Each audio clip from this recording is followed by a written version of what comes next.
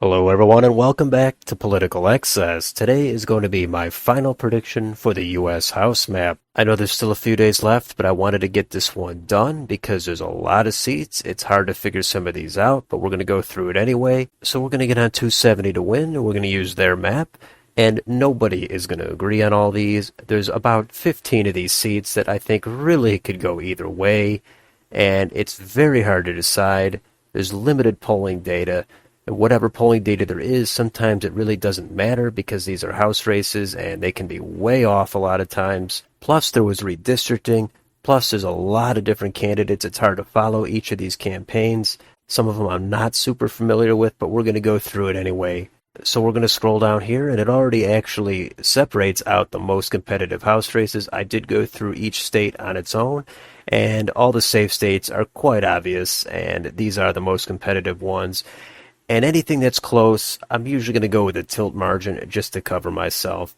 But first up is Alaska. The Democrats lucked out on that one because Nick Begich and Sarah Palin with ranked choice voting. I guess Mary Peltola is probably favored to hold that, but you never know in this kind of environment. We'll leave that for the Democrats. And Arizona's first, we're going to leave that. Arizona's second, that would be a flip and a pickup for the Republicans. I will leave that. And Kirkpatrick, we'll leave that one. That should be another pickup for the Republicans. And also, I don't really disagree with the consensus rating that they have in here, so it's not going to be a lot of changes for me. California's ninth, that could be close, but I'm going to have to leave that for lean.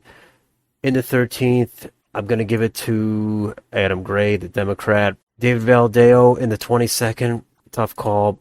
I'll give it to the Republicans. Mike Garcia, I guess he'll probably hold that very narrowly. Michelle Steele, also narrowly, she'll hold that. Katie Porter, I don't know why this one is in question. I think she'll win that, at least by a lean margin, maybe likely. We'll leave it at lean. Mike Levin, I think he will hold that seat. On to Colorado in the 8th, that should be a pickup for the Republicans in that newly created district. It'll be narrow, but Barb Kirkmeyer probably ends up winning that. Connecticut in the 5th. Yeah, I'm going to leave that at tilt for the Democrats. It's just hard for me to imagine George Logan, the Republican, winning that, but you never know. Let's go on to Florida, where Republicans are going to have several flips in that map, but the only one in question on here is the 7th district, and we're going to leave that for Corey Mills, the Republican. On to Iowa. 2nd district, Republicans will hold that. 3rd district, that one is going to be close. The 3rd district, that is going to be close. Zach Nunn, he probably should win that given the environment, but if he loses, I'm not going to be completely stunned. Illinois, that's a horrible map for the Republicans, and I don't think they'll get any except the 17th district. I will say they will pick that up with Esther Joy King. Indiana's first. I'm going to say Democrats will still hold on to that. Give them a tilt. Kansas, Sharice Davids, that's a tough call. She won by 10 points last time, but that was prior to redistricting. It's a lot redder of a district. It's a lot redder of a year. The one poll came out, showed her with a 14-point lead. I don't buy that at all. Very tough. I'm going to say she holds it with a tilt. Maine, Jared Golden. I'm going to say he ends up holding that as well. 3rd district, Peter Meyer's old district. John Gibbs and Hillary Scholten. Got a lot of comments about this. Yeah, it's a tough call for me. I'm going to end up having to give it the tilt or the Democrats, but I could see that going either way. I know people think Gibbs is just too far out there, and maybe he is, but maybe he ends up winning it by 1 or 2 points. And then these other 2 Michigan districts, Alyssa Slotkin, Dan Kildee, these are tough. I'm going to say one of them has to lose it. I'm going to say Slotkin. Her district is just a little bit redder, and she'll go down, but if she stays, I'm not going to be surprised. I'll say Kildee, say he holds on by a tilt. And Michigan's 10th, that one should be an easy pickup for John James. Minnesota's 2nd, another very tough call. I'm going to give this one to the Republicans with a tilt. Again, it could go either way. North Carolina's 13th. I'm going to say Bo Hines picks that up narrowly. Nebraska's 2nd. That one I don't think is going to be super close. I think Don Bacon should be able to hold that, probably by a lean at least. District got slightly redder. He's won some close races. He's going to hold that. New Hampshire's first. The polling has been a little bit all over the place. I'm going to actually go out on a limb here. I'm going to say Republicans flip this with Caroline Leavitt. Taking a risk here, but you got to have a couple of risks out of all these seats. New Jersey 7th, Tom Malinowski. Yeah, Tom Keene is probably going to win that. It might not be that much of a blowout, but maybe he'll win it by 2 or 3 points. New Mexico, Yvette Harrell, she should hold on to that. Nevada, these are tough ones. Dina Titus, I thought she was going to hold that for sure, and she was the strongest of the three Democrats, but based on the scant polling, it showed her actually losing that race, so I'm going to say Republicans flipped that narrowly. Susie Lee, I'm going to say Democrats drew a bad map, and Republicans picked that one up as well. I'll say Steve Horsford holds on in the fourth. I know there was a poll that showed him out ahead. I don't want to just go by the polls. That's not what I want to do. But in the absence of additional data, sometimes you got to go by whatever few polls there are if you don't want to do a ton of research into each individual race. All right, on to New York. Lee Zeldin's old seat that should stay with the Republicans. Tom Suozzi, yeah, I don't think that seat will flip, but that one could be close. Kathleen Rice, that's not going to flip. Sean Patrick Maloney, I don't think that's going to flip. If that flipped, I would be shocked, but again, there's been some polling and some news that he's in trouble. I'll leave it at a tilt. I'm going to say he holds on to that. Pat Ryan, tough call. I'll say he holds it in the 19th. I'll say Mark Molinaro flips that, picks it up, but that one's going to be close. A lot of these are close, especially these New York ones. John Katko's old seat, Brandon Williams, that's already on a lean. I'll put it at a tilt. That one could be close. Ohio's for Steve Shabbat. I'll say he holds that. Put it at a tilt. Marcy Kaptur versus J.R. Majewski in the 9th. That's a tough call. That one I'm going to take a stab and say Majewski flips it. The district got so much redder.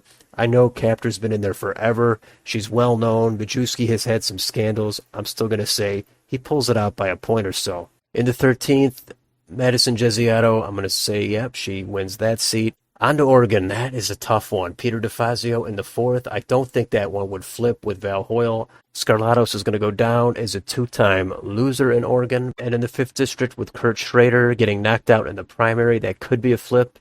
It's the right environment. I'm going to say that flips.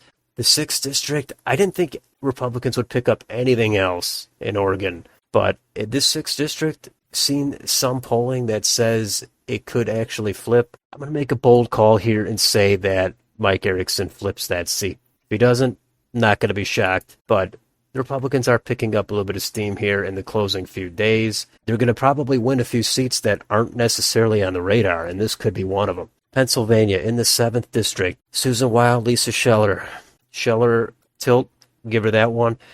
In the 8th district, that is a tough call. Matt Cartwright, is he going to hold on again, or is he finally going to go down? I'm going to say the trends catch up to him, and he finally goes down.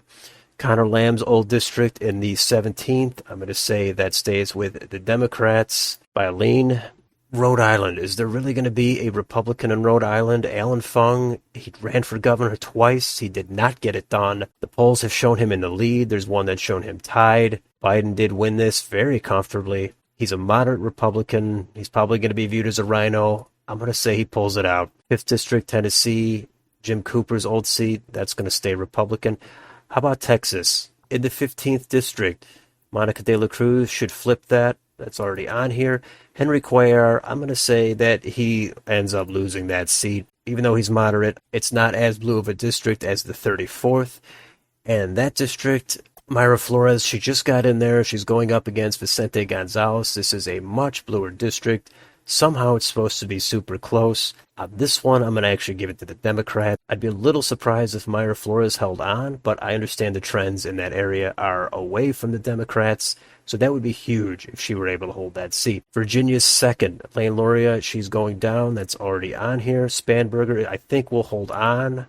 And Kim Schreier in Washington's 10th. That one is going to be close. I'm going to say Schreier actually loses that seat. And then Ron Kind, that is going to be one of the easiest flips. So that is it. That is a quick full house prediction. I could tweak some of these. 5, 6, 7 of these could go the other way. I understand I'm going to be wrong on at least 10, 15 of these. Everybody else is going to be too. But that would result in 198 Democrats, 237 Republicans. So that is a decent pickup for the Republicans. I think that's somewhere in the low to mid 20s of a pickup. And if it's a big red wave, they could get over 240, 245 maybe on the top line.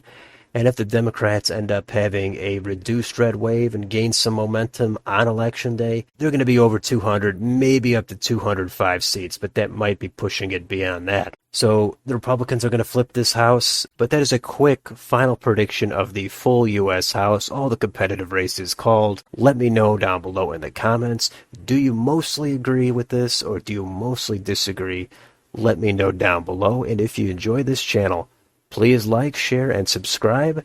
Thank you for watching. I will see you on the next video.